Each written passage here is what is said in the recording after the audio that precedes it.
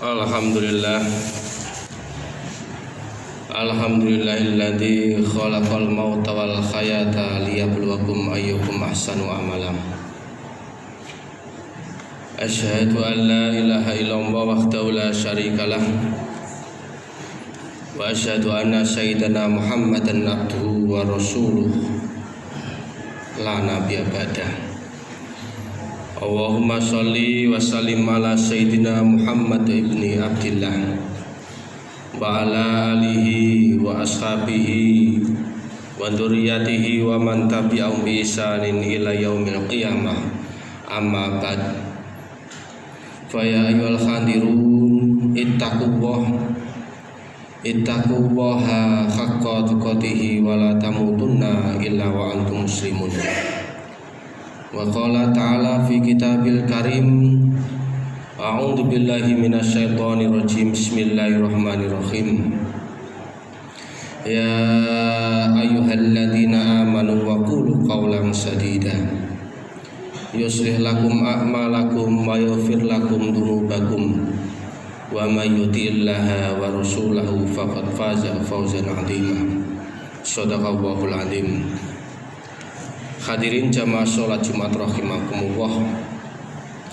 Marilah pada kesempatan siang hari ini kita senantiasa berusaha menjalankan apapun yang diperintahkan oleh Allah dan berusaha meninggalkan apapun yang dilarang oleh Allah.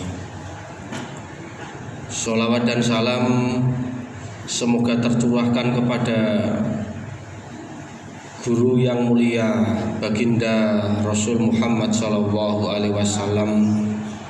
yang telah berhasil mendidik murid-muridnya dari perangai yang suka minum-minuman keras menjadi benci terhadap minum-minuman keras, dari perangai yang tidak baik, masyarakat yang jahiliyah, bodoh akidah, bodoh akhlak, menjadi masyarakat yang terang benderang mendapatkan nur ilahi cahaya Islam. Semoga kita yang hadir di masjid Baitul Taqwa ini kelak mendapatkan syafaat dari beliau. Amin, Allahumma amin. Hadirin jamaah sholat Jumat rahimakumullah. Hari-hari ini tentu kita prihatin dan miris menyaksikan lembaga-lembaga pendidikan kita hari ini tercoreng oleh beragam problem kemasyarakatan. Lembaga formal kita rasa-rasanya belum berhasil menjadi lembaga yang mendidik murid-murid menjadi baik. Masih banyak problem tawur antar pelajar. Masih banyak pelajar yang tidak menghargai seorang guru. Pelajar yang bahkan menghajar, membunuh seorang guru dan lain sebagainya. Rasa-rasanya pendidikan informal kita juga perlu kita evaluasi, di mana masyarakat kita hari ini heboh. Ada komunitas gay, komunitas judi online, komunitas kreak, gangster, yang mayoritas mereka adalah didominasi anak-anak pelajar. Rasa-rasanya pendidikan keluarga kita hari ini juga perlu kita evaluasi. Masih banyak anak-anak yang durhaka kepada orang tua, anak yang disuruh sholat malah bantah, anak disuruh sama orang tua malah justru menjengkelkan dan lain sebagainya. Maka pertanyaan yang besar adalah, siapakah yang layak disalahkan, atau siapakah yang sebetulnya memiliki tanggung jawab yang seharusnya mendidik anak-anak menjadi anak-anak yang beradab, anak-anak yang berakhlak dan sebagainya. Dalam Quran surat At-Tahrim ayat 6, Allah memberikan gambaran a'udzubillahi minasyaitonirrajim, bismillahirrahmanirrahim. Ya ayyuhalladzina amanu qu anfusakum wa ahlikum nar wa quduhan nas wal hijaratu 'alaiha malaikatun ghiladun syidatul la ya'sunallaha ma amarahum wa yaf'aluna ma yu'marun. Artinya, wahai orang-orang yang beriman, jagalah dirimu dan keluargamu dari siksa api neraka yang bahan bakarnya adalah manusia dan batu.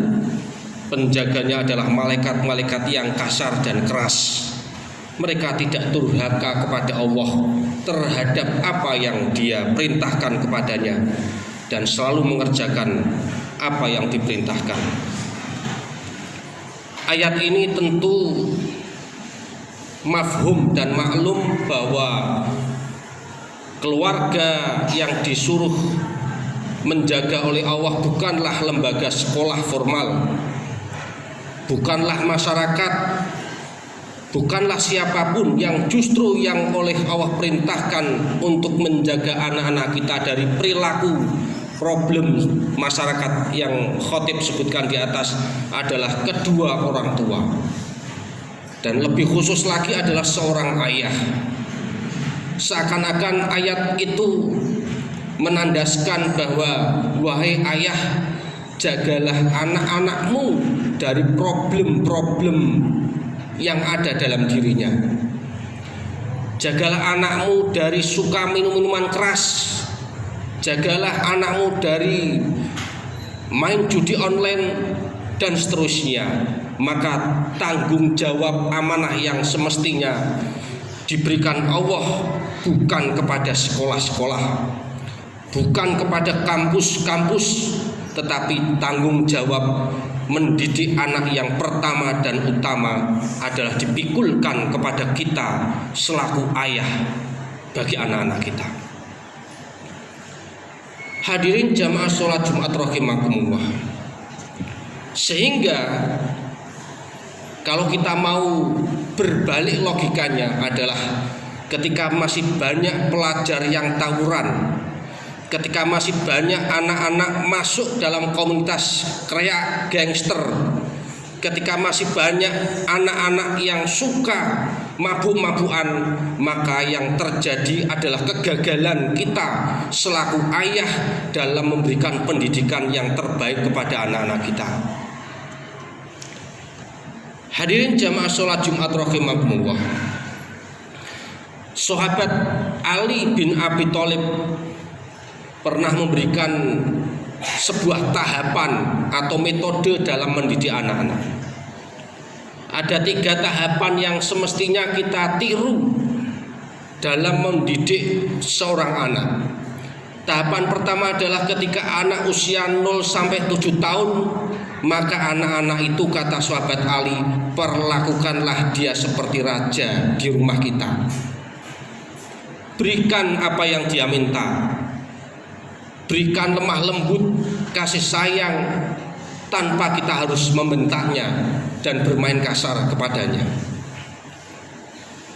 Tahapan yang kedua adalah tahapan ketika anak kita usia 8 sampai 14 tahun. Maka perlakukanlah anak kita seperti tawanan di penjara rumah.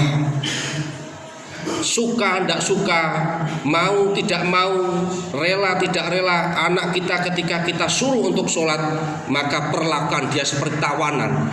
Dia tidak boleh menolak, dia tidak boleh membantah, tidak boleh ada kata-kata tawar-menawar ketika anak kita usia 8 sampai 14 tahun. Ketika seorang ayah mengajarkan atau menyuruh anak sholat, mau tidak mau, anak kita harus mengerjakan sholat. Ketegasan demi ketegasan inilah yang harus kita berikan. Dan usia 8 sampai 14 tahun seringkali kita abai, seringkali orang tua merasa kasihan, kasihan anak masih usia 8 tahun, kalau saya bangunkan sholat subuh di waktu subuh rasanya kasihan. Kasihan anak hujan-hujan tidak perlu ngaji. Karena masih usia 8 tahun, 9 tahun, 10 tahun. Kasihan anak, biarkan anak tidak sholat tidak apa-apa. Nanti kalau sudah tua dia akan sholat sendiri dan seterusnya. Justru inilah menjadi kalimat racun terhadap pendidikan anak-anak kita. Kemudian dalam usia tahapan yang ketiga adalah tahapan usia ke-15 sampai ke-21 tahun. Maka perlakukanlah anak-anak kita seperti seorang sahabat.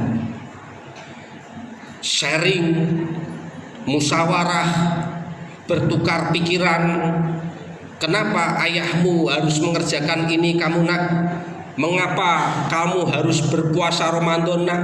Kenapa kamu harus menuntut ilmu yang benar nak? Dan seterusnya. Berikan pemahaman, berikan tukar pikiran, supaya anak juga bisa mencerna keinginan kita selaku anak, ayah. Hadirin jamaah sholat Jumat rahimakumullah.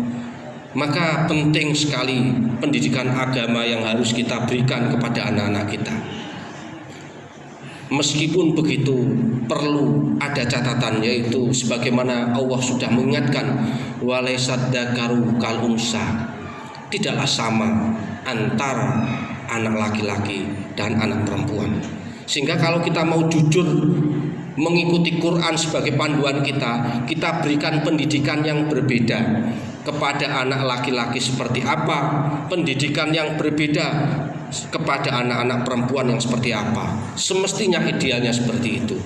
Maka dari itulah para ayah jamaah sholat Jumat rahimakumullah, marilah kita renungkan ayat surat At-Tahrim ayat 6 yang khotib bacakan di atas, memberikan sebuah pelajaran bahwa tanggung jawab amanah yang diberikan Allah untuk mendidik, membuat adab anak kita bukan sekolah-sekolah, bukan lembaga formal, kampus-kampus dan sebagainya.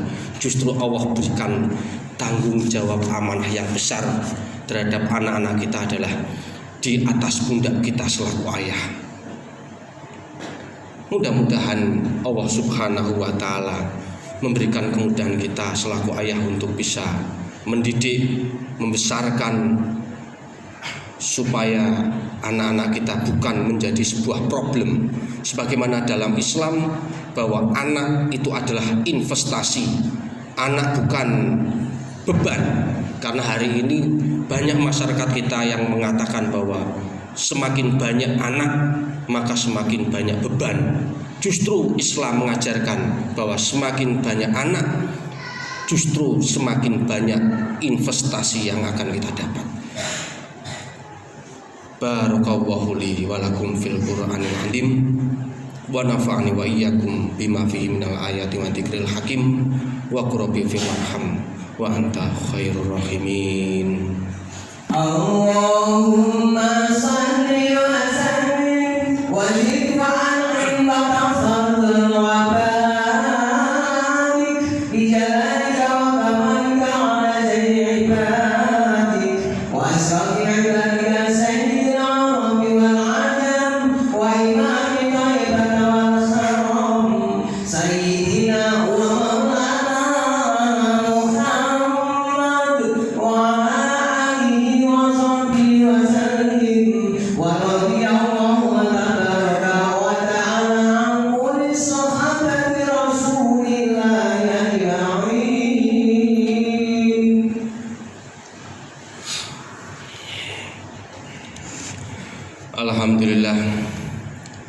Alhamdulillahilladzi arsala rasulahu bil huda wa dinil haqq liyudhhirahu 'ala dini kullihi wa kafa billahi syahida.